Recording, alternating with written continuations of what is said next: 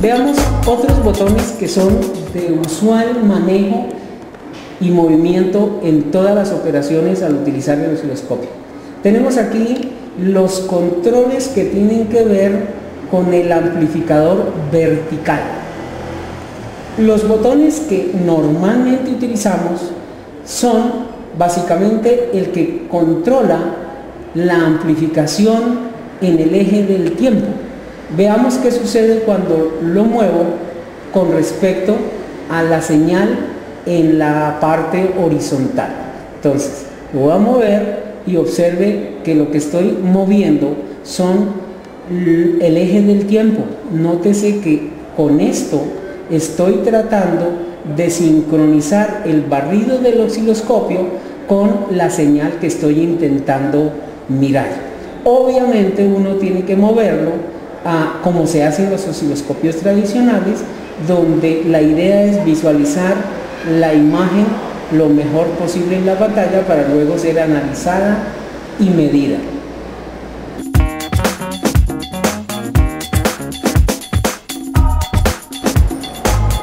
Este osciloscopio, a diferencia de cualquiera de las marcas que tenemos en nuestro laboratorio, tiene incorporado un generador de señales, que para este caso está previsto generar una onda seno, está previsto generar una onda cuadrada, una onda triangular, puede generar pulsos y aún puede generar ruido para determinar cierto tipo de aplicaciones en algunos amplificadores que se estén implementando en la vida del estudiante. Veamos cómo opera el generador de señales en este osciloscopio. Nótese que aquí en el área de disparo del osciloscopio hay un botón que está marcado como generador de onda. Este generador de onda estará iluminado en color azul en la medida que el generador interno esté activado.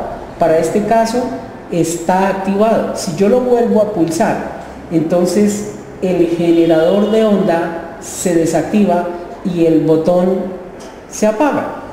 Es una forma de saber que el osciloscopio, su generador interno, está funcionando. Prendamos el generador de onda. Al observar la onda que está en pantalla, es una onda seno, que es la que el generador interno está produciendo. Hemos dicho que puede producir diferentes formas de onda. Veamos cómo se programan las diferentes formas de onda. Recuerden que estos son las teclas que se llaman teclas programables, mientras que las demás teclas simplemente llamémoslas teclas o botones. En las teclas o botones programables, en la parte de arriba de la respectiva tecla, observamos los respectivos menús que nos dicen las características de la onda. En este caso, aquí observamos que dice forma de onda seno, es la que estamos viendo en pantalla. Frecuencia de esa onda que está en pantalla, 60 Hz. Amplitud de esa onda que está en pantalla, 5 voltios pico a pico. Podemos cambiarla. Al cambiarla, lo que hago es oprimo el botón correspondiente, el menú me presenta las posibilidades y está previsto que con el tiempo el menú se desaparece, así que tengo que volver a pulsar, y con el botón de programación o de autorización podemos perfectamente determinar la forma de onda que quiero. Veamos nuevamente: onda seno, onda cuadrada. En la parte de atrás se observa la forma de onda. Podemos visualizar rampa, la rampa. Podemos visualizar pulsos, o podemos visualizar una señal DC, o podemos producir un nivel de ruido determinado dependiendo del caso. Regresemos nuevamente a la onda tipo seno, pero veamos, por ejemplo, que también podemos variarle la frecuencia. Al oprimir la tecla de programación de la frecuencia, podemos ahora mover el botón de autorización y la frecuencia se puede perfectamente cambiar al valor que uno la necesite, obviamente dentro de unos límites. Los límites de variación de frecuencia están desde 10 nanohertz hasta 20 megahertz. Cuando la frecuencia ya es 20 megahertz, como es este caso, aparece un letrero en la pantalla que dice fin o el control está al límite. Nótese, por ejemplo, que ahí en la pantalla se presume hay una onda seno de 20 megahertz. Tengo que mover el control de horizontal, o sea, tiempo por división, para que la señal entre en sincronización y la pueda visualizar, como es este caso. Esa señal que está en la pantalla, que ya ha sido adecuada con el control de horizontal, esa es de 20 MHz, 5 voltios pico a pico, onda seno. Veamos cómo podemos variar la amplitud de esos 5 voltios. Oprimo la tecla y con la de autorización estoy moviendo el voltaje. En este caso estoy bajando de 4,76, puedo colocarla en cualquier valor, por ejemplo en 4 voltios. Si eso es lo que yo quiero, 4 voltios pico pico, muevo el botón hasta lograr los 4 voltios pico pico que necesito. Muy bien.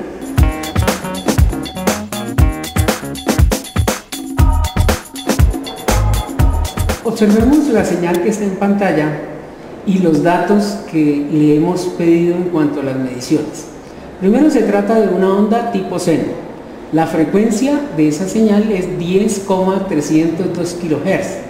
El ancho del pulso positivo es 48,32 microsegundos. El ancho del pulso negativo 48,75 microsegundos y tiene un periodo de 97,07 segundos. Veamos la aplicación que tienen los cursores, otra función para hacer las mediciones. Entonces voy a pedir las mismas mediciones pero con cursores. Entonces oprimimos cursores y note lo que sucede en cuanto a las mediciones. Por ejemplo, si hacemos un acercamiento, encontramos que la distancia en tiempo que hay de aquí a aquí para mirar una onda, un ciclo, es de 97,7 microsegundos, que era justamente el periodo visto en la información anterior. El inverso de este periodo me daría la frecuencia, que para la imagen anterior y para la de ahora es 10,302 kHz. En cuanto a la amplitud se refiere, pico a pico, hemos cuadrado los cursores de tal manera que me lea desde la parte más baja a la parte más alta de la onda y da 8,0805 voltios pico a pico. Voy a regresar a la sección mediciones para pedir pico a pico a ver cuánto tiene la onda. Entonces pido mediciones, el tipo de medición y pidamos pico a pico.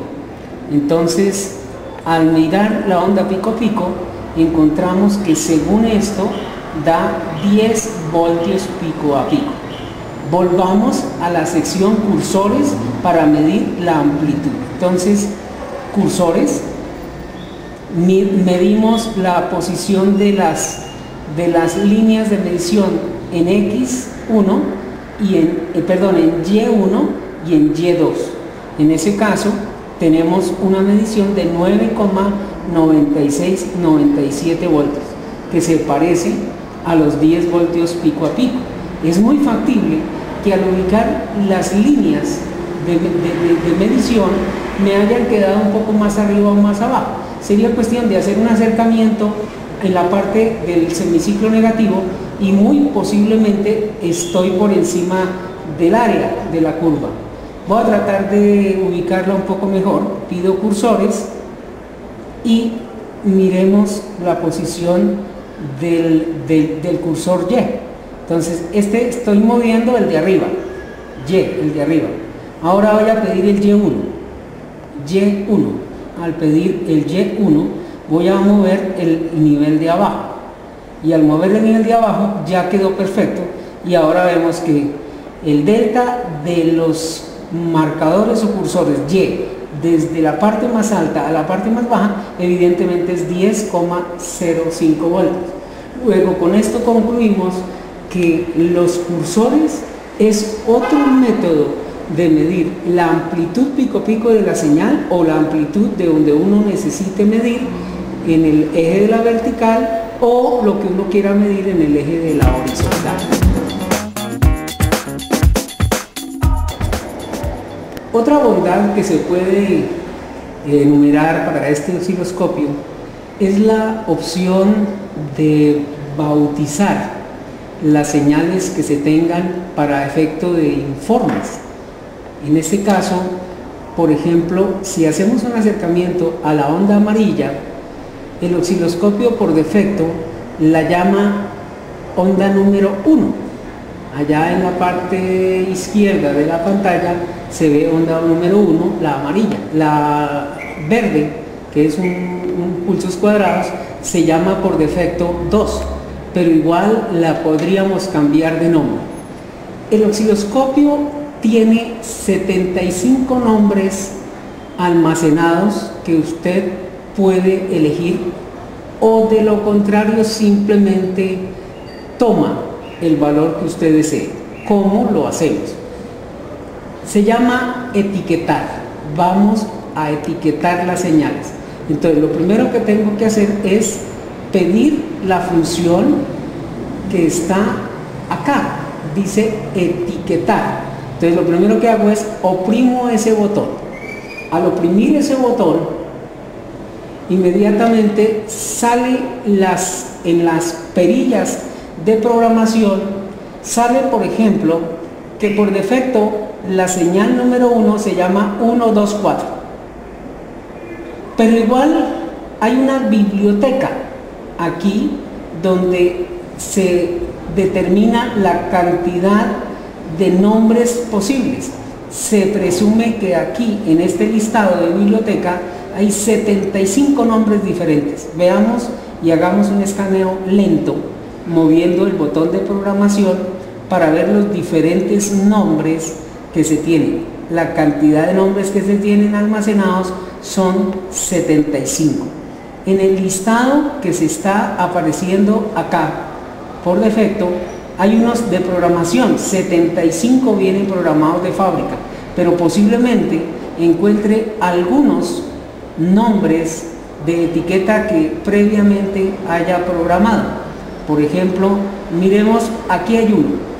Aquí hay un nombre que se ha etiquetado previamente que se llama Jorge. Vamos a suponer que yo quiero ponerle el nombre de Jorge a esa señal. Entonces lo que yo hago es aplicar nueva etiqueta ¿a quién? A la señal que está llamada 124. Inmediatamente nótese que el nombre Jorge apareció en la señal amarilla. Igual yo le puedo poner el nombre que quiera a la señal. Por ejemplo, la señal amarilla, si no me agrada ninguno de los que están aquí en la biblioteca, pues le creamos uno nuevo. Vamos a suponer que le voy a colocar a la señal número 2 el nombre Jorge, EGROC, que está aquí ya almacenado. Entonces pido la señal y quiero ponerle el nombre a la señal número 2. Entonces lo que hago es selecciono la número 2 y en la biblioteca dice que la señal que está prevista se llama EGROC, pero la voy a etiquetar e inmediatamente la señal toma el nombre que elegí de los 75 que estaban elegidos allá en la biblioteca del aparato. Entonces,